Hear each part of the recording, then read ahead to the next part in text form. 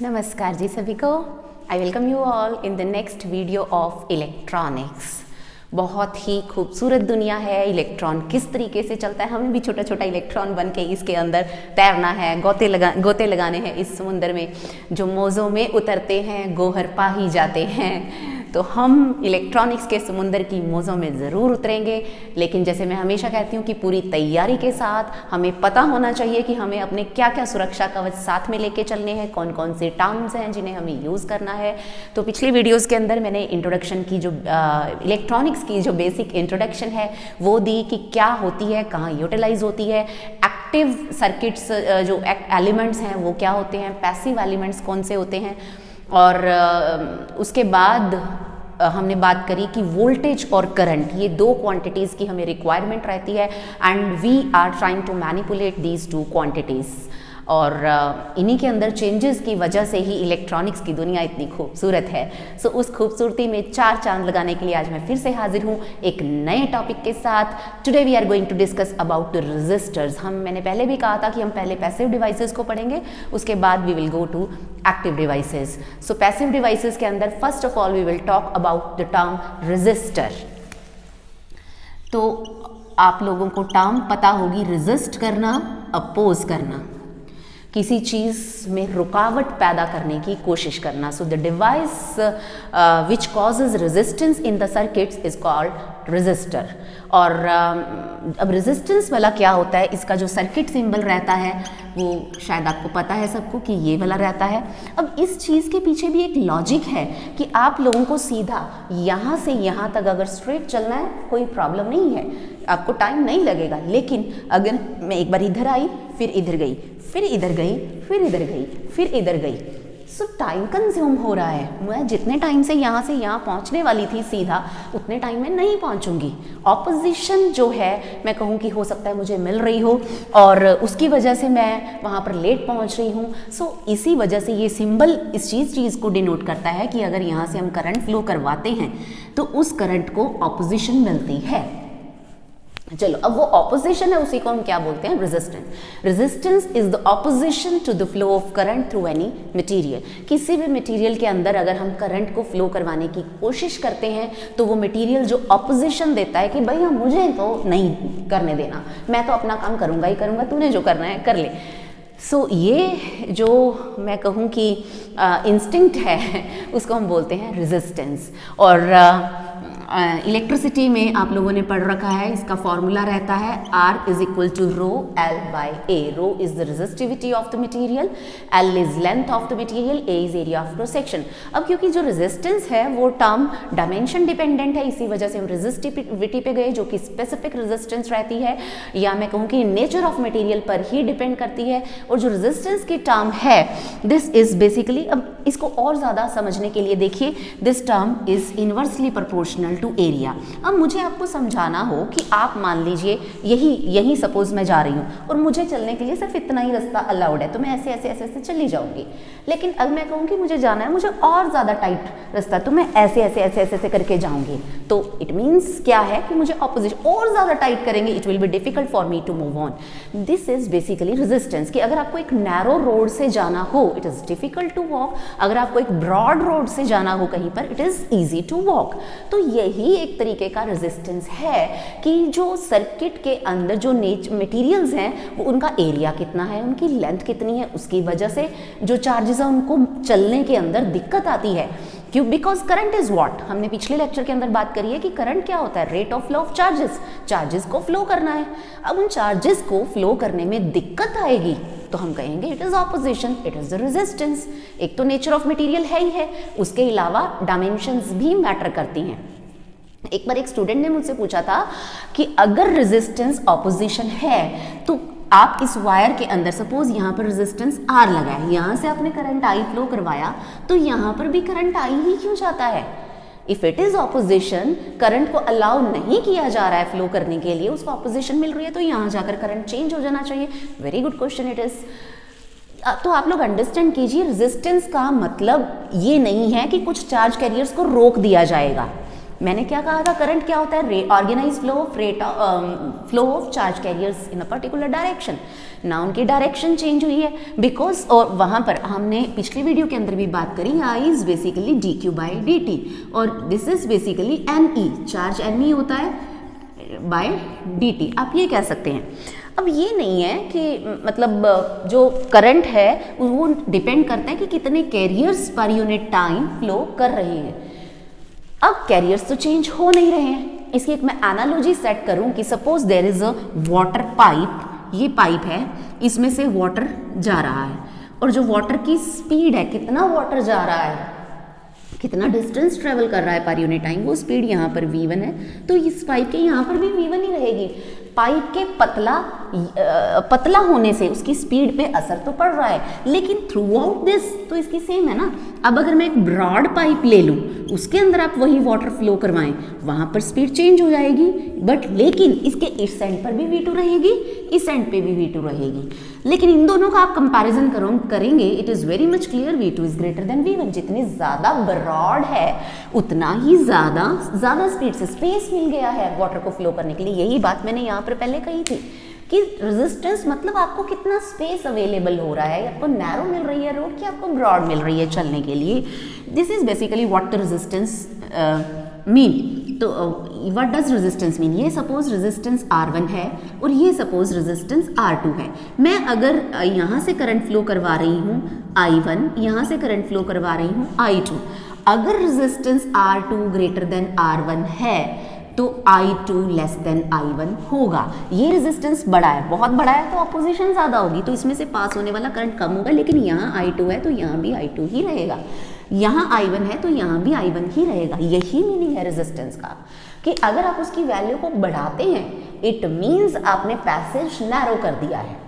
Area के ऊपर depend कर रहा है, डायमेंशन के ऊपर डिपेंड कर रहा है। सो डायमेंशंस, एरिया जितना ज़्यादा होगा रेजिस्टेंस उतना कम होगा, एरिया जितना ज़्यादा ऑपोजिशन उतनी कम। ये पाइप भी तो रोक रही थी पानी को चलने के लिए कि भैया तुझे एकदम से ऐसे बहाव है, फैलना नहीं है। तो ये पाइप जितनी पतली है वेलोसिटी उतनी कम, पाइप जितनी चौड़ी है वेलोसिटी उतनी ज़्यादा। एग्जैक्टली सेम रेजिस्टेंस के अंदर है, रेजिस्टेंस जितना छोटा करंट उतना ज़्यादा, रेजिस्टेंस जितना बड़ा उतना, ये R की वैल्यू जितनी बड़ी होगी करंट उतना ही ज़्यादा कम होगा। So this is what we mean by the term resistance. और आपको ये भी पता है कि ओहम्स लॉ जो है वो रेजिस्टेंस की वैल्यू देता है, R इज इक्वल टू, हमने पिछली वीडियो के अंदर भी बात करी, V बाय I, और V is equal to I into R। V is proportional to I and keeping the physical condition same, कि अगर आप टेम्परेचर कांस्टेंट रखते हैं तो V प्रोपोर्शनल टू I रहता है, और अगर आप इसको चेंज कर देते हैं और वो जो कांस्टेंट ऑफ प्रोपोर्शनैलिटी होता है उसको हम बोलते हैं रेजिस्टेंस R। अब इसके जो यूनिट्स रहते हैं दोज आर ओहम्स। रेजिस्टेंस के यूनिट होते हैं ohm.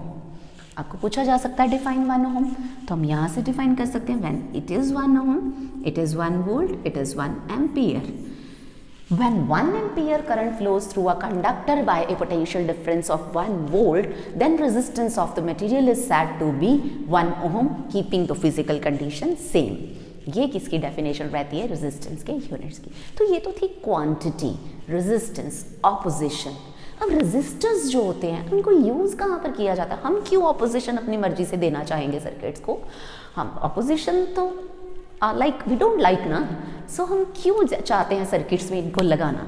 So resistors are employed in amplifiers as loads for active devices, और इन बाइसिंग नेटवर्क्स, और in feedback as they act as feedback elements, or if I talk about that in combination with capacitors, they establish time constants and for setting and operating currents and signal levels, or they are employed in power circuits to reduce voltages by dissipating energy, and to measure currents and to discharge capacitor when supply is removed। बहुत सारे uses होते हैं resistances के।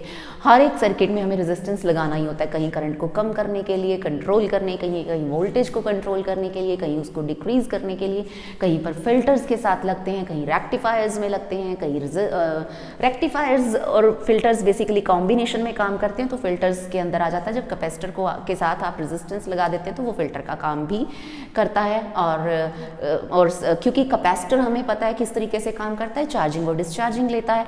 अब जब power supply remove हो गई तो कैपेसिटर डिस्चार्ज होकर डिवाइस को करंट देना शुरू कर देगा। मेरा फैन है वो चलता रहेगा ऑफ करने के बाद भी, तो मुझे वहाँ पर एक रेजिस्टेंस चाहिए कि जैसे ही मैं सप्लाई रिमूव करूँ तो कैपेसिटर का जो करंट है किसको जाना शुरू हो जाए, रेजिस्टेंस को, ताकि एनर्जी वहीं डिसिपेट हो जाए। सो बहुत सारे रोल रहते हैं रेजिस्टर के सर्किट्स में।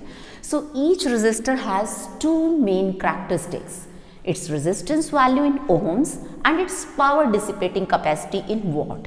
एक तो हमें ऑपोजिशन पता होनी चाहिए कितनी, और दूसरा वो पावर कंजम्पशन कितनी कर रहा है हमें वो भी पता होनी चाहिए। So usually resistors are available from 0.001 ohm to 10⁻12 ohm. Even इतने बड़े और इतने छोटे रेजिस्टेंसेज हमें available and their power rating can also range from 0.125 to 250 watt, बहुत छोटी से लेकर बहुत बड़ी तक है। And with accuracy level 0.05% to 20% even। So value of resistor can be selected to have a desired current I or a permissible voltage drop, कि कितना वोल्टेज ड्रॉप होना चाहिए, और at the same time wattage of resistor is selected so that it can dissipate the heat losses without getting itself overheated। too much heat में बांध the resistor। तो resistance choose करते हुए हमें बहुत चीज़ों का ध्यान रखना पड़ता है कि पावर रेटिंग कितनी है, कितनी पावर वो खुद डिसिपेट कर रहा है, उसकी ऑपोजिशन कितनी है, और जब हम उसको एनर्जी की सप्लाई देंगे तो ओवरहीटेड ना हो जाए क्योंकि ज़्यादा हीट उसको बर्न आउट कर सकती है। सो ये कुछ चीज़ों का हमें ध्यान रखना होता है।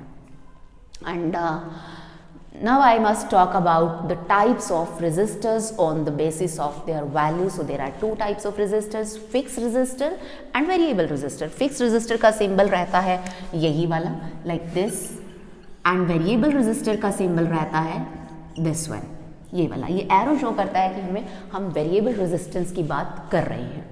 अब फिक्स्ड वैल्यू रेजिस्टर्स जो होते हैं उनके अंदर फर्स्ट टाइप रहती है कार्बन कंपोजिशन रेजिस्टर की। तो हम थोड़ी थोड़ी इंट्रोडक्शन इन सब की करेंगे। So first of all I must talk about carbon composition resistor. आपको नेम से ही क्लियर है कि इसके अंदर हम किसको यूज़ करेंगे, कार्बन को यूज़ करेंगे। We will be using carbon. और most of the common, I will say most of the common low power resistors are these. They are made of carbon clay composition, and कि carbon को हम किसी binder के साथ use करके उसको settle down कर देते हैं। And leads are made up of tinned copper. जो लीड्स होती हैं साइड्स पे कुछ ऐसे बीट टाइप की स्ट्रक्चर जो है वो रहती है हमेशा, और ये जो साइड पे लीड्स होती हैं ये हमेशा किसकी रहती हैं, कॉपर की रहती हैं। अब अगर मैं बात करूं कि और ये सारी जो स्ट्रक्चर होती है, this is encapsulated in a plastic covering to prevent entry of moisture inside it and other harmful elements from the outside surroundings। तो हमेशा हर एक, चाहे वो कैपेसिटर है चाहे वो रेजिस्टर है, हम एक प्लास्टिक एनकैप्सुलेशन ज़रूर रखते हैं ताकि सराउंडिंग्स के साथ उसको सेग्रीगेट किया जा सके। और जो कार्बन कंपोजिशन मैं कहूँ कि रेजिस्टर्स हैं, these are cheap, reliable and they have high stability. ये चीप है, रिलायबल है और इनकी स्टेबिलिटी भी बहुत ज़्यादा होती है। अब क्योंकि कार्बन ही तो है, और इन चीप क्यों है, because carbon is the most one of the most abundant element. सबसे ज़्यादा नहीं कहूँगी, सबसे ज़्यादा हमें पता आयरन है। सो काफ़ी अबंडेंस इसकी रहती है। So their size can be increased for increased power ratings to withstand higher currents. हम इनके साइज़ को भी ऑल्टर कर सकते हैं ताकि करंट ज़्यादा आ रहा है तो साइज़ बढ़ा दीजिए ताकि ये अपने उस हीट को विथस्टैंड कर सकें, ये डैमेज ना हो पाए। They develop noise due to the passage of current from one particle to another particle. ये इनका ड्रॉबैक रहता है कि इनके अंदर नॉइज रहता है। So they are used where low cost is our main priority rather than performance. जहाँ हमें परफॉर्मेंस के साथ इतना फ़र्क नहीं पड़ता, लेकिन हमारे लिए कॉस्ट बहुत मैटर करती है कि भैया ये जो है कॉस्टली नहीं होना चाहिए, तो वहाँ पर हम यूज़ करते हैं कार्बन कंपोजिशन रेजिस्टर्स को यूज़ कर लेते हैं। So but now they are being replaced by diffused resistors. और diffused resistors are basically made with carbon composition or I may say that in combination with the active device elements and they are used in integrated circuits. ICs में उनको use किया जाता है। Graphite की sheets को भी हम carbon composition registers में यूज़ करने लगे हैं और उससे थोड़ा सा या कह सकते हैं कि जो नॉइज़ का लेवल है वो थोड़ा रिड्यूस हो जाता है। सो ये था carbon composition resistor. Next is wire wound registers.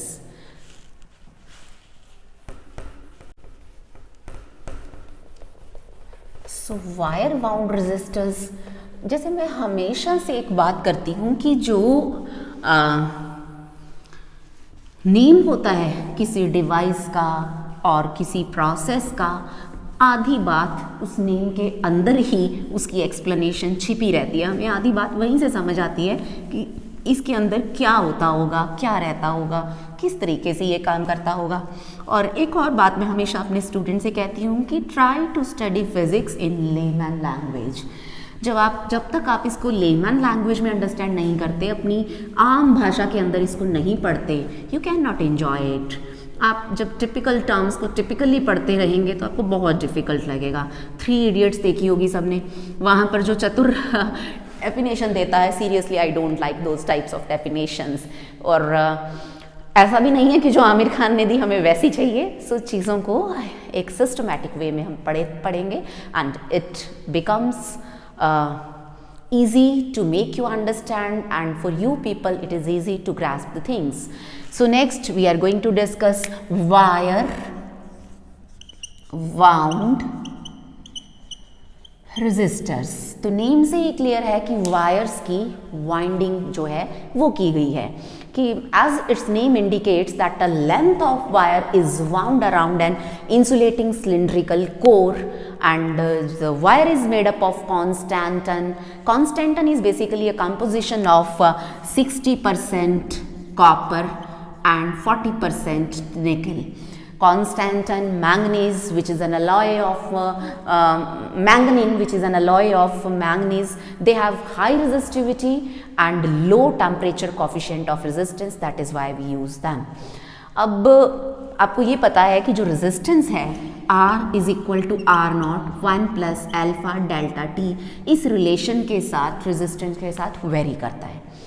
अब जितना ज़्यादा अल्फा होगा किसी मटेरियल का, रेजिस्टेंस में चेंज उतना ही ज़्यादा आएगा। तो ये जो अलॉयज़ हैं, ये मटेरियल्स हैं, ये हमने स्पेशली डिज़ाइन किए हैं कि रेजिस्टिविटी ज़्यादा हो, क्योंकि जहाँ हमें करंट को ऑपोजिशन देनी है, ज़बरदस्ती हम चाहते हैं कि करंट को ऑपोजिशन मिले, तो उसकी रेजिस्टिविटी तो हाई होनी चाहिए, ऑपोजिशन तो देनी आनी चाहिए उसको, तो वो ऑपोजिशन तो हमें हाई चाहिए ही चाहिए। अलॉन्ग विद दैट, अब ऑपोजिशन हाई होगी अकॉर्डिंग टू डूज लॉ ऑफ हीटिंग, जब करंट फ्लो करेगा तो हीट अप भी होगा जो डिवाइस है। सो उस हीट को बर्दाश्त करने की कैपेबिलिटी हो, उसका रेजिस्टेंस चेंज ना हो, दिस इज वेरी इंपॉर्टेंट। तो ये जो अल्फा होता है, this gives us the extent of change in resistance with change in temperature, और I may say that this is change in temperature per unit change in resistance per unit change in temperature, कि जितना ज़्यादा temperature change करते हैं resistance में, उतना ही ज़्यादा change आता है।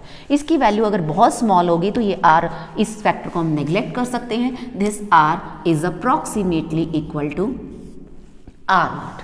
तो ये कॉन्सेप्ट रहता है कॉन्स्टेंटन मैग्नीन इन वायर्स को एज रेजिस्टर वायर यूज करने का in wire wound resistors. The complete wire wound resistor is kept in an insulating material like a baked enamel, just to protect it from surroundings, जैसे मैंने पिछले carbon composition के अंदर भी बात करी थी। सो मोर एक्यूरेट डिवाइसेस रहते हैं ये as compare to the carbon composition, क्योंकि वहाँ हमने बात करी थी कि उनके अंदर नॉइस आ जाता है। सो इस वजह से जो एक्यूरेसी लेवल रहता है वो वायर वाउंड रेजिस्टर्स का ज़्यादा होता है as compare to carbon composition resistors. So because they have wire, just like जैसे ये मटेरियल, इसके ऊपर मैंने वायर को ऐसे ऐसे ऐसे ऐसे करके गोल गोल गोल गोल गोल गोल घुमा दिया।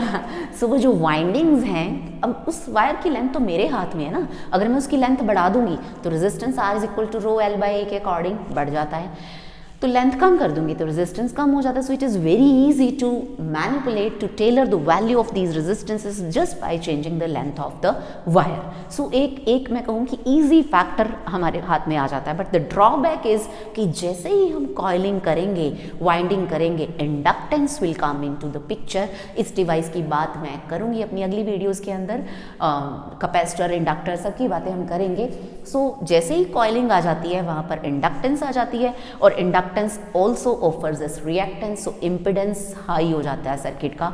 सो due to wire wound inductance आने की वजह से थोड़ी कॉम्प्लेक्सिटी जो है वो पिक्चर में आ जाती है, थोड़ा ट्विस्ट क्रिएट हो जाता है. So they aren't suitable for high frequency applications, क्योंकि जो इंडक्टर है वो जैसे जैसे फ्रीक्वेंसी बढ़ती है वैसे वैसे उनकी ऑपोजिशन बढ़ती चली जाती है. सो हाई फ्रीक्वेंसी एप्लीकेशंस में we try not to use wire wound resistors. So to overcome this problem, we can say that a technology is used that half of the wires are wound in one direction and half of the wires are wound in opposite direction, so that inductance of one set may cancel the inductance of second set. So we call it dual thread method. But it's cost becomes high, क्योंकि हमें क्या करना है, हमें पहले एक direction में लेकर जाना ताकि उन सबका करंट एक डायरेक्शन में जाए, फिर हमें ऑपोजिट वाइंडिंग करनी है ताकि उनका करंट ऑपोजिट डायरेक्शन में जाए, ताकि इंडक्टेंस के इफेक्ट्स को नलीफाई किया जा सके. सो जहाँ पर मैं कहूँ कि हमारे लिए अभी यहाँ भी वही बात आ गई कि कॉस्ट तो हाई हो गई, लेकिन एक्यूरेसी जो रहती है वो, जहाँ हमारी मेन प्रायोरिटी जो है वो एक्यूरेसी ही रहती है, वहाँ पर हम किनको यूज़ करते हैं, वायर वाउंड रेजिस्टर्स को ही यूज़ करते हैं. or if we don't bother about the cost. So next category is metal film or carbon film resistors. Name से ही क्लियर है, मेटल फिल्म और carbon film means we will be in the process of forming films, thin films, metal film और carbon film resistors. तो ये कहानी रहती है इन resistors की. So as the name indicates, these are constructed by using a film deposition of a resistive material, or this resistive material may be some carbon or some metal, कोई भी हो सकता है. Generally we form thick films. Thick film बनाएंगे, area ज़्यादा होगा, resistance की value कम होगी, और अगर थिन बनाएंगे रेजिस्टेंस की वैल्यू हाई हो जाएगी. And deposition is made on the substrates like glass, ceramic और अदर एनी इंसुलेटिंग मटेरियल. सो कोई भी इंसुलेटिंग मटेरियल हो, लाइक सिरामिक है, ग्लास है, उसको हम एज सबस्ट्रेट लेते हैं, उसके ऊपर हम पोछा मार देते हैं. पोछा भी इसका या कार्बन का या मेटल का, तो इसी को हम बोलते हैं मेटल फिल्म और कार्बन फिल्म रेजिस्टर्स. अब होता क्या है कि जो थिकनेस रहती है लेयर की, उसको कंट्रोल करके हम इसके रेजिस्टेंस की वैल्यू कंट्रोल कर सकते हैं, बिकॉज हमें एक ऐसी कैरेक्टरिस्टिक चाहिए जिसको कंट्रोल करके हम रेजिस्टेंस की वैल्यू को कंट्रोल कर सकें. So in case of metal film resistors और कार्बन फिल्म रेजिस्टर्स, थिकनेस की वैल्यू को कंट्रोल करना होता है. बहुत ज़्यादा थिकनेस कर देंगे तब भी रेजिस्टेंस की वैल्यू हाई हो जाती है. सो फिर जनरली हम लोग क्या करते हैं, we generally cut the grooves, helical grooves of suitable pitch along the length are and value of along the length of that particular resistance. If we generate these helical grooves of particular pitch, then value of resistance can be controlled. कि like आपने जैसे ऐसे करके एक thickness मोटी सी बना ली है, ये साइड पे लीड्स हैं, तो इनके अंदर हम ग्रूव्स क्रिएट कर देते हैं, हेलिकल ग्रूव्स क्रिएट हो जाते हैं. तो ये कुछ स्ट्रक्चर रहती है कि इसकी मेटल फिल्म रेजिस्टर्स की. ये कुछ मैं कहूँ कि ऐसा है जैसा आपने देखा होगा कि ये जो पावर सप्लाई की वायर्स होती हैं, बहुत लंबी लंबी वायर्स होती हैं, जहाँ पर कनेक्टर्स आ जाते हैं, वहाँ पर कुछ आपने देखी होगी एक स्ट्रक्चर, कुछ ऐसी डिस्क शेप में, तो वो बेसिकली कार्बन फिल्म रेजिस्टर्स की स्ट्रक्चर रहती है. So contact caps are fitted on both hands and lead wires are made of again tinned copper. जो वायर्स रहती हैं साइड पे वो हमेशा कॉपर की रहती हैं. सो दीज डिवाइसेज, और मैं कहूँ कि these resistors are are even more accurate than carbon composition as well as wire wound resistors. They have no inductance. So carbon film resistors have lower tolerances and smaller value of resistance. वो हमें clear हो गया कि thickness ज़्यादा है तो value of resistance कम हो जाएगी। और जो कार्बन फिल्म रेजिस्टर्स है इनकी रेजिस्टेंस की वैल्यू मेटल फिल्म रेजिस्टेंस से कम रहती है। और मैं कहूँ कि जो कार्बन फिल्म फिल्म्स होती हैं they have mildly negative temperature coefficient and that is very useful in electronic circuits. तो ये कुछ टाइप्स थी। अगर मैं कहूँ कि वेरिएबल एडजस्टेबल हमें रेजिस्टर्स अगर बनाने होते हैं then we use rheostats, potentiometers, slide wire bridge. Basically we need the 3 leads, 2 leads are fixed and 1 lead is movable. Rheostat के अंदर कुछ ऐसा ही रहता है जैसे वायर बाउंड रेजिस्टेंस होता है, तो ये 2 लीड्स हो गई और एक तीसरी लीड रहती है यहाँ पर कि हमें कितनी वायर्स को सर्किट के अंदर लेना है। अगर मैंने यहाँ कनेक्ट करवा दिया इतनी वायर्स हैं, उसको यहाँ कनेक्ट करवा दिया इतनी है इतनी है इतनी है। So like this. So variable resistors जब भी बनते हैं those are generally some fixed resistor plus a shaft that can taper the value of the resistance. तो ऐसा जनरली रहता है। और मैं कहूँ कि स्पेशली डिज़ाइन रेजिस्टर्स भी होते हैं like LDRs, VDR, light dependent resistors, voltage dependent resistors. इससे पहले मैं बात करूँ इनकी वैल्यू की कि जो मेटल फिल्म रेजिस्टर्स हैं, कार्बन कंपोजिशन रेजिस्टर्स हैं या वायर बाउंड रेजिस्टर्स हैं, हमें इनकी वैल्यू का कैसे पता लगता है। So there is colour coding for this. So I will talk about colour coding. वैसे आप लोगों ने इसको लोअर क्लासेस के अंदर पढ़ भी रखा होगा, जिन्होंने नहीं पढ़ा है उनकी नॉलेज के लिए मैं बता दूं कि इन रेजिस्टेंसेस का साइज़ इतना छोटा रहता है कि कई बार इनकी वैल्यू, इनकी टॉलरेंस को उनके ऊपर लिख पाना, कैलीग्राफी होती है ना बहुत छोटा छोटा, सबके पास ये नहीं होती और हर मशीन इतना छोटा नहीं लिख पाती है, तो हम नहीं लिख पाते हैं। तो उसके लिए एक टेक्निक यूज़ की जाती है कि कलर्स की डॉट्स, कलर्स के बैंड्स तो बनाए जा सकते हैं ना। सो एक अगर मेरे पास कुछ ऐसे सिलेंड्रिकल शेप का एक रेजिस्टर है तो इसके ऊपर यहाँ पर कलर बैंड्स होते हैं। So generally there are 4 colour bands और suppose this is A, this is B, this is C and this is आप कह लीजिए D कह लीजिए या टॉलरेंस कह लीजिए। और A B रहती हैं वैल्यूज़ 10⁻⁶ प्लस माइनस D आप कह सकते हैं। इस तरीके से रेजिस्टेंस की वैल्यू को लिखा जाता है। अब इसको लर्न करने का क्या तरीका दिया गया है। आपको याद क्या रखना होता है, और जो कलर्स होते हैं उनकी वैल्यूज़ कुछ इस तरीके से रहती हैं, ब्लैक, ब्राउन, रेड। इसको याद रखने का भी मैं तरीका आपको बताऊंगी, बीबी रॉय वाला। सो orange, BB Roy. Y stands for yellow. And there are a lot of colors: black, brown, red, orange, yellow. Yellow के बाद green, blue, violet and grey. Green, blue, violet, grey. फिर टॉलरेंस होती है, उसके लिए कुछ कलर्स होते हैं gold, silver and no colour. ऐसा भी होता है गोल्ड, मैं सिल्वर के लिए AG लिख देती हूँ, एंड नो कलर। ये कुछ रहता है। अब A की वैल्यू और B और C और D। ब्लैक के लिए हम जो वैल्यू स्टार्ट करते हैं वो 0, 1, 2, 3, 4, 5, 6, 7, 8 एंड आई विल से इट इज़ 9।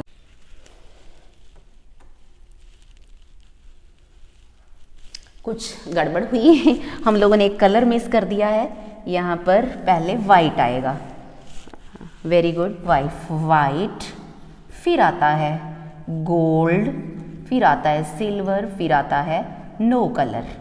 सो 9, फिर बस गोल्ड, सिल्वर और जो कोई भी कलर है वो फर्स्ट रो नहीं होती है, सेकंड रो में भी 0, 1, 2, 3 and the process goes on. यहाँ पर वही 10⁻⁶ है तो ये भी 0, 1, 2, 3 एंड सो ऑन, ये सब चलता है। हाँ, गोल्ड और सिल्वर के लिए 10⁻⁻1 और 10⁻⁻2 हो जाता है।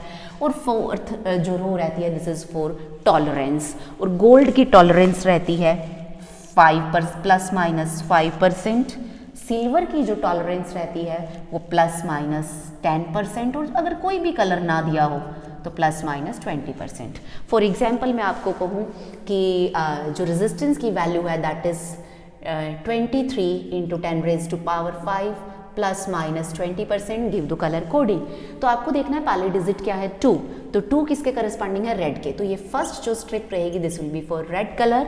3 सेकेंड रो में 3 orange, second strip will be of orange colour, और थर्ड सी में 5 इज ये रहा 5 ग्रीन है, 0 1 2 3 4 5 green, so it is green. और प्लस माइनस 20 है तो फोर्थ कोई कलर नहीं होगा, there will be only 3 strips red orange and green. तो इसको हम बोलते हैं कलर कोडिंग। इसकी बात डिटेल में जहाँ आगे ज़रूरत होगी हम फिर से कर लेंगे। इसको याद रखने का तरीका क्या होता है, बी रॉय, पहले डिजिट्स हम ले लेते हैं। So it is B Roy, Great Britain, very good wife, wearing gold silver necklace. ये याद रखने का तरीका है, B Roy, Great Britain, very good wife, gold silver necklace, मतलब नो कलर। तो ये रहती है colour coding for the fixed resistors. Variable resistor की मैंने बात करी पहले ही कि रियोस्टेट होता है, पोटेंशियोमीटर होता है, स्लाइड वायर ब्रिज होता है और 3 लीड्स होती हैं। Also, जो fixed resistors plus a contact capable of rotating on a shaft can also be connected to a resistor body in between the fixed terminals on the rotating shaft. Third terminal is moved along the resistor, so resistance between it and either of the other terminal vary, and this can act as a variable resistor with shaft rotator, or we can call it a taper.